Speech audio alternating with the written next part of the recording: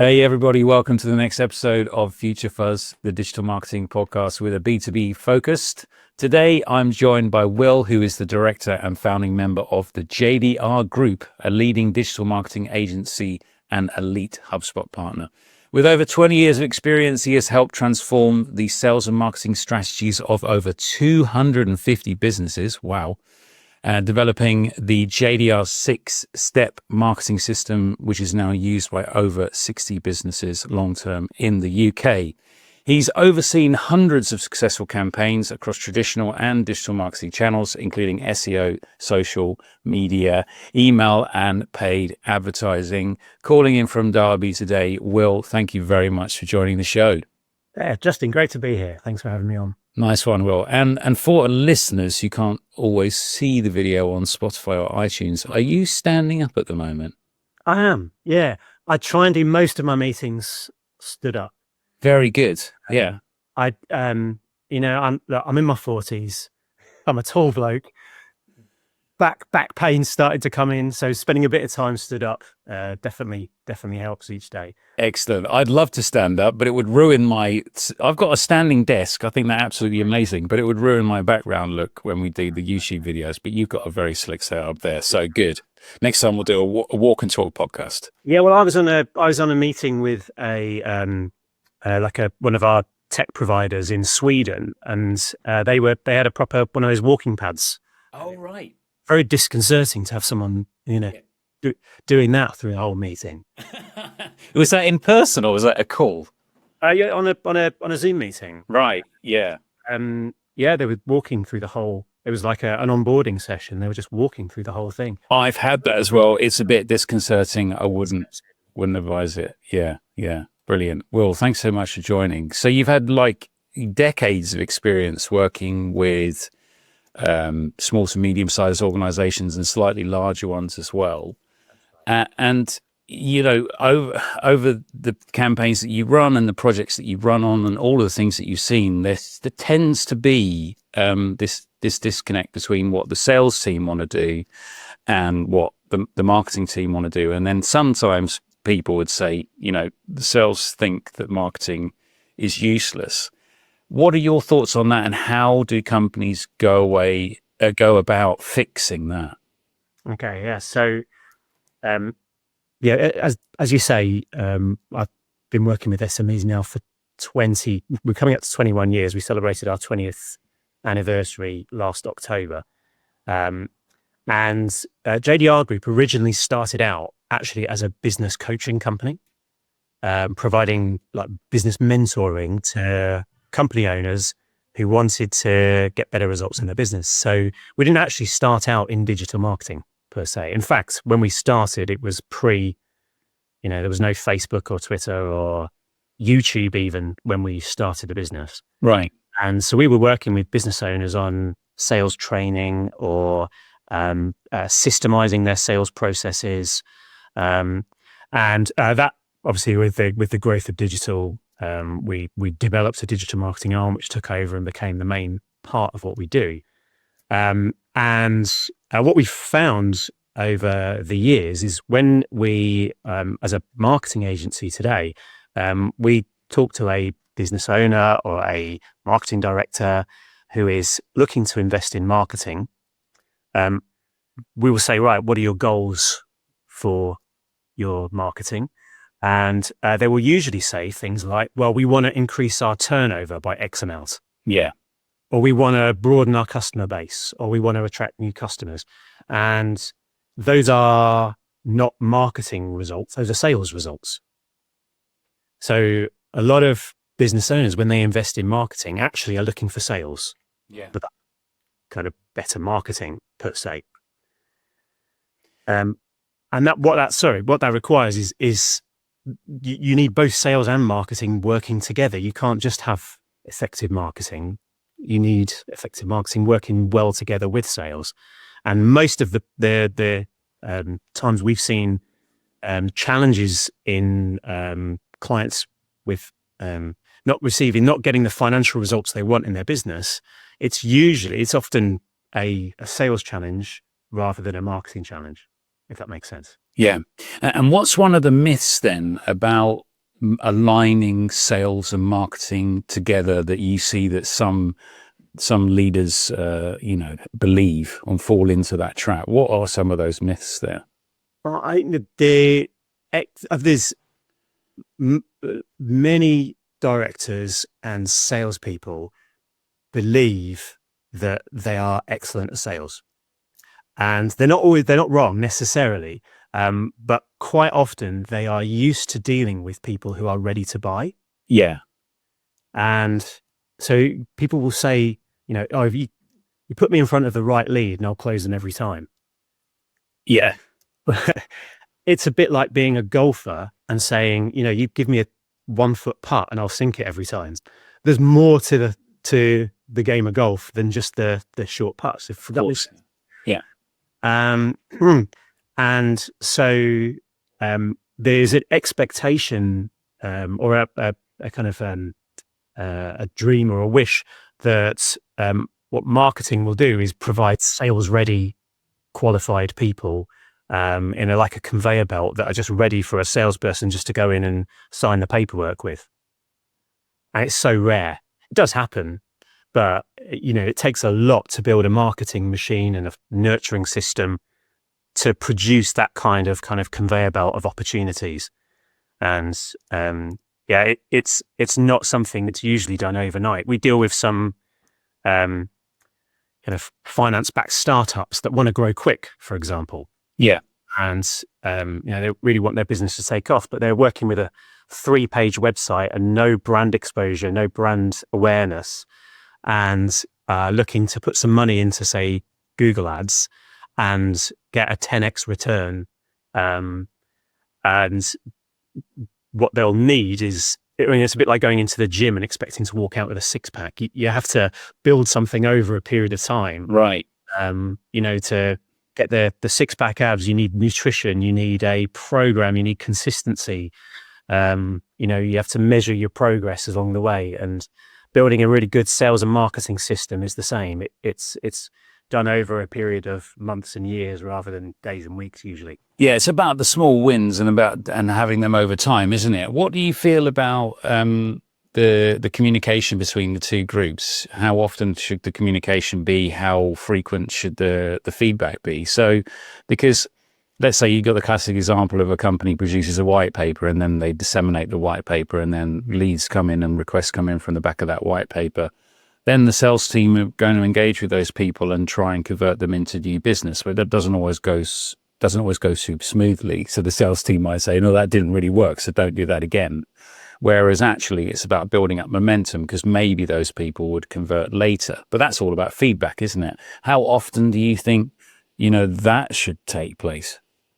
That would depend on the nature of the business, the nature of the team, the quantity of leads. But I think ideally once a week.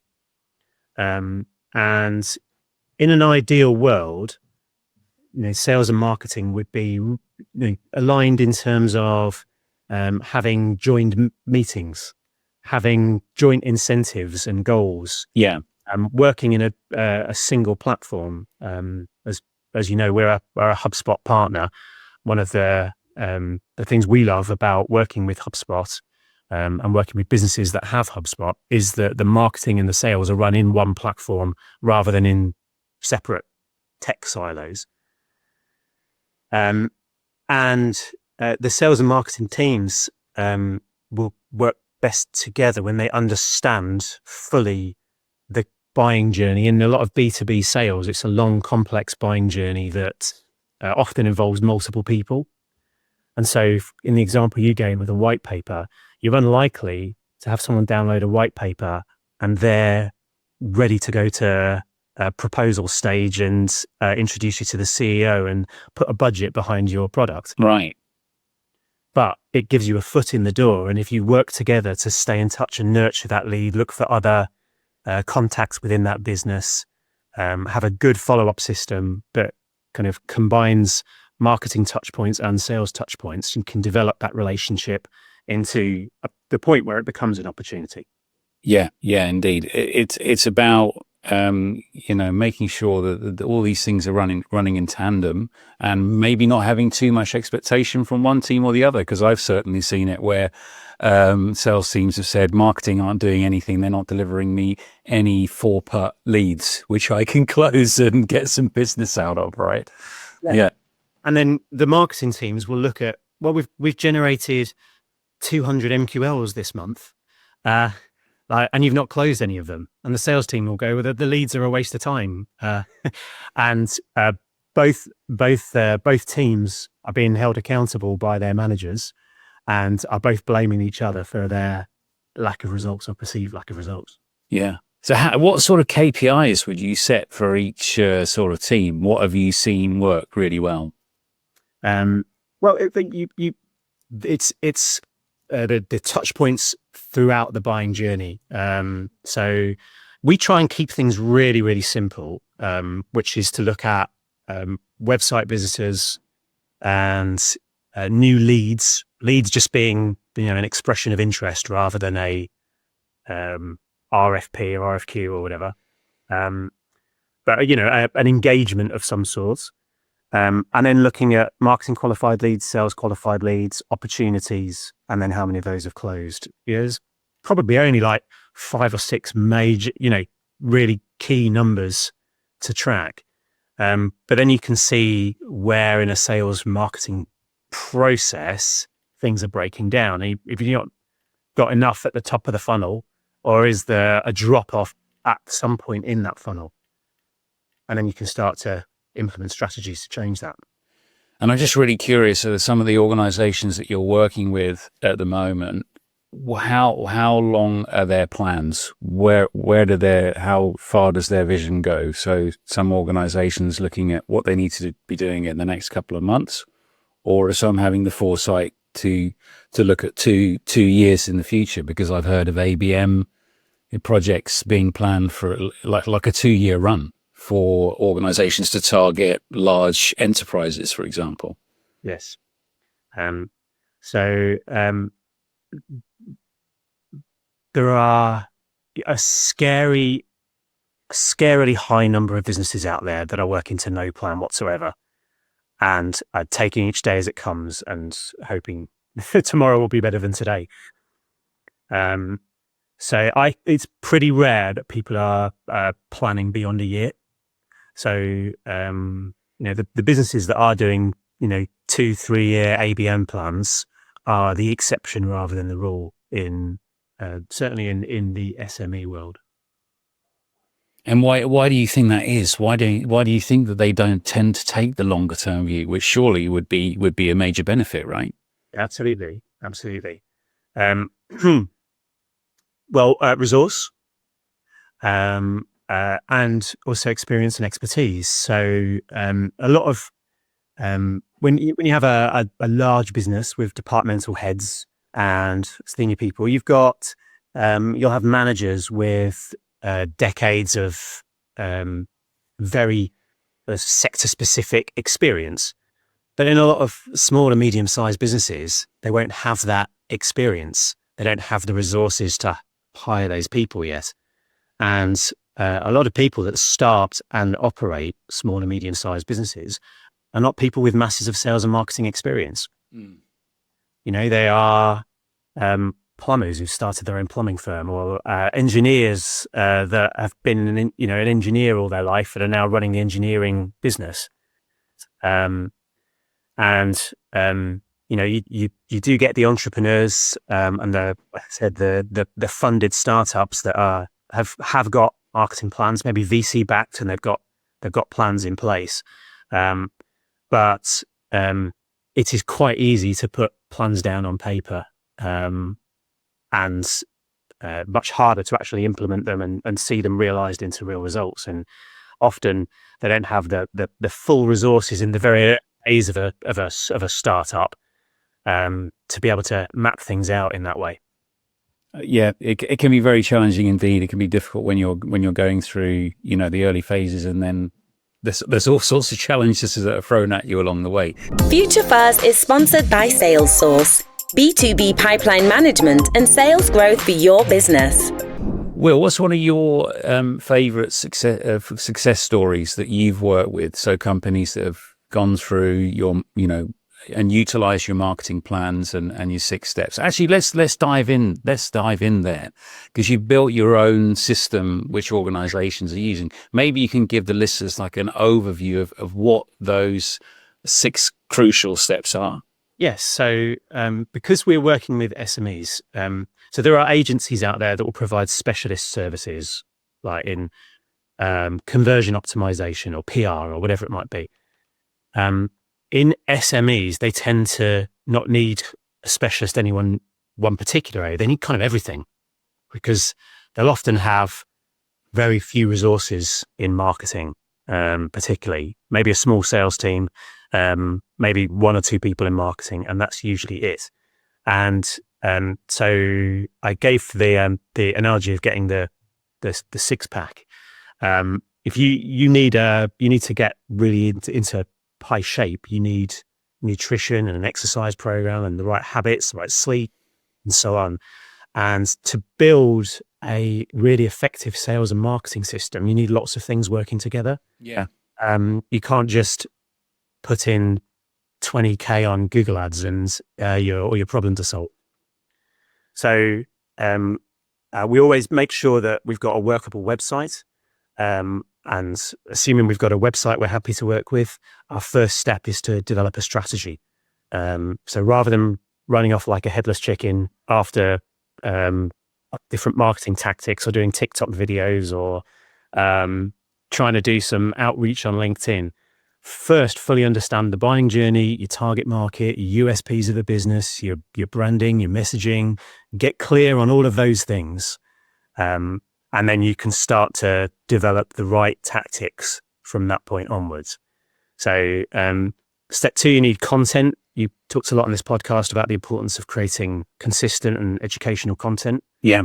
A bedrock of any successful sales and marketing system. You need the content, and it needs to be done consistently, including podcasts like this. And then once you've got a clear strategy and you're creating regular content, then you can start to look at the digital channels like ads and social media and so on to get that content in front of your target audience. And in building up that strategy from the beginning, like as I asked before, were there any key success stories or any real favorites that you've worked on over the years where you've said like, right, these guys have really pulled it off and they've really benefited from it? Yeah, lots. So we've got clients that we've been working with now for 10 years and more, where we've taken them from a small website generating 5 or 10 inquiries a month, and we've built it up bit by bit over a period of years and years and years to now where they're getting hundreds, thousands of leads and generating millions of pounds worth of revenue. We work with a lot of manufacturing businesses where now, when we started work, most of their business came from word of mouth. Right. And after a few years, 95% of their work comes via their online marketing. Amazing. It's, you can look in their CRM pipeline and track every single deal and where it came from and which marketing channel produced it. And there's just a consistent flow of inquiries coming in. It's a marketeer's dream when that sort of thing happens. Absolutely. And a salesperson's dream. If you you miss out on a sale, but you've got 3 more queued up, it's totally different experience. Yeah, absolutely. Fantastic. And you mentioned a little bit about content, and we talk about it on the podcast a lot. What are your thoughts on video content in this space, especially for companies looking to generate B2B leads? I just think it's possibly the most single important content format right now. And the challenge is it's also one of the hardest formats for businesses to get right. Yeah, indeed. so many. I mean, I was in a meeting with an onboarding meeting with a new client yesterday, and they were talking about the key selling point of their business is them. It's the fact that they've got the experience and the know-how. People talk to them. They get to trust them. They see that they know what they're doing, and that's what separates them. That's how they win business against their competition. And I said, well, you have video is the way to get that across. You have to get on camera, and when people will watch the videos, they will see that through your marketing. They don't have to wait until they're actually in front of you. And as soon as we started talking about video, instantly they were recoiling, and the thought Right. of camera, and they just went, backed off from it straight away. And so many people are like that. They don't want to get on camera. They won't want to put themselves out there. It's hard. It's hard to do. You need. They're put off by the technical demands of video, which aren't that great as today, in today's world. The technical demands of video are pretty low now. But there's all sorts of barriers that prevent people from really going all in on video. But it, through pretty much every channel, social, ads, website, video is the most effective way of making those channels work. Yeah, I think that's a key thing. That's really interesting. It's like the founder's fear, as it were. They recoil when they think, oh, we have to do some video. They don't know where to begin. They don't feel as though they have the confidence. Those things you can work on. A key thing as well, I guess, is time. They think, oh Lord, this is going to take a lot of my time, and that needs to be systemized and needs to take away the pain there. But it definitely does feel like that if you are looking at where LinkedIn is going as a platform, there's more and more and more video day by day. I'm certainly noticing that on my feed anyway. The video function seems to have stuck. Whereas there've been a few functions before on LinkedIn where they've had stories, and that didn't really fly. I don't know if you remember stories, Will. But video seems to be sticking around, and you guys do a lot of advertising through the Google platform, right? Your Google partners, they're always seem to be pushing video. Do you think it's going to accelerate exponentially, or do you think it's just going to be one of those things that ticks over and that's here to stay? No, I think it's definitely here to stay. I don't know if it will grow exponentially, but it will. It's certainly growing in importance. And I think that over the past 20 years, 10, 15 years anyway, I've always placed a much bigger value on written content, on blog posts, on written content. It gets indexed by Google. It's how you get found in the search engines is generally text content rather than other formats. But in today's AI world, the value of written content is going to be coming down, and with AI search results cannibalizing a lot of traffic,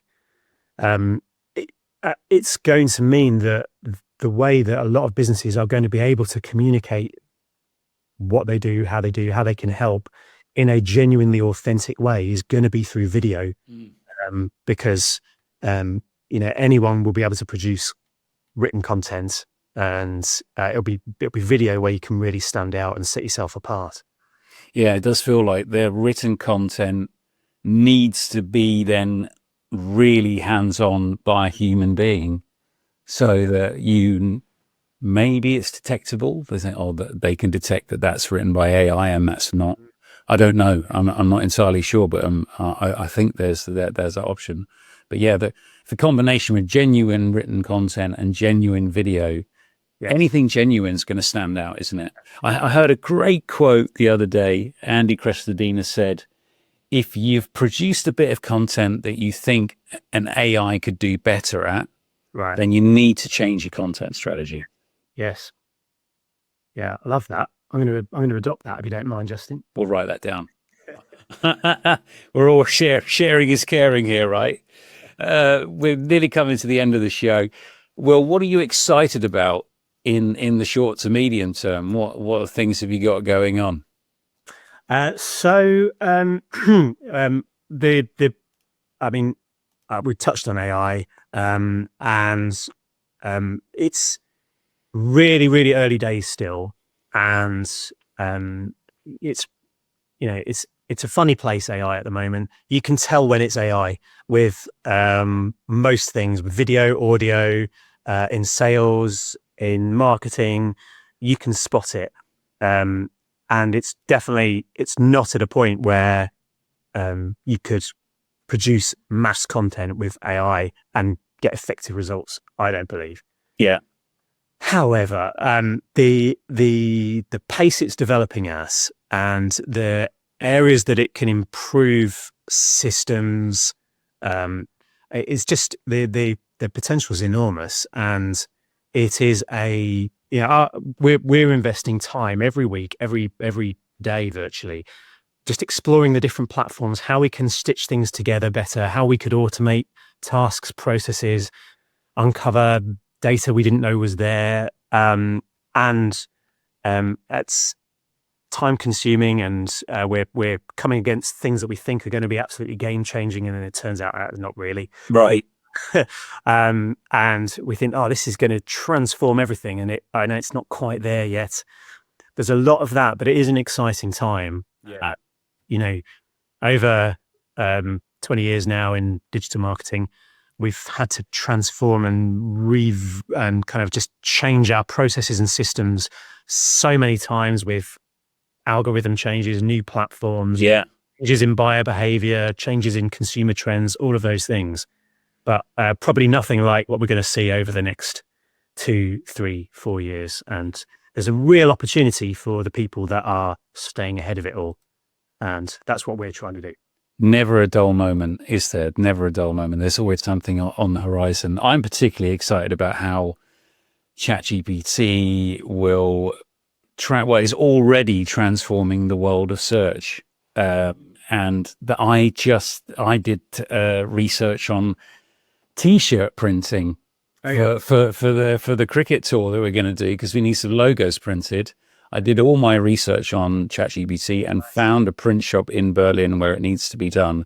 I didn't touch Google for that information. Yeah. Inadvertently, maybe some of the information came from the Google sphere, maybe it came from Bing, but it was a research project, and the whole project was pretty much done on ChatGPT. So that's super exciting how it's going to change that. Started receiving now inquiries where people have found us through ChatGPT.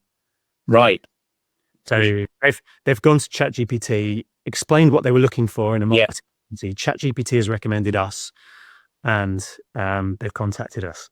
Amazing stuff. Well, we'll have to pick that topic up again on another conversation. But for now, Will, let's come to the end of the show. It's been an absolute pleasure having you on. Where can people find you? Obviously, they can go to jdrgroup.co.uk. Where else can they find you? Find me on LinkedIn is the best place. We've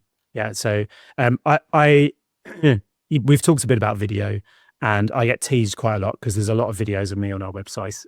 So if you want to hear more from me, go to jdrgroup.co.uk and you'll see plenty of me. Love it. Otherwise LinkedIn. Fantastic. Will, thanks for coming on. Yeah, thanks, Justin. Thanks for tuning in and making the choice to listen to this podcast. If you liked what you've heard today, please don't forget to subscribe.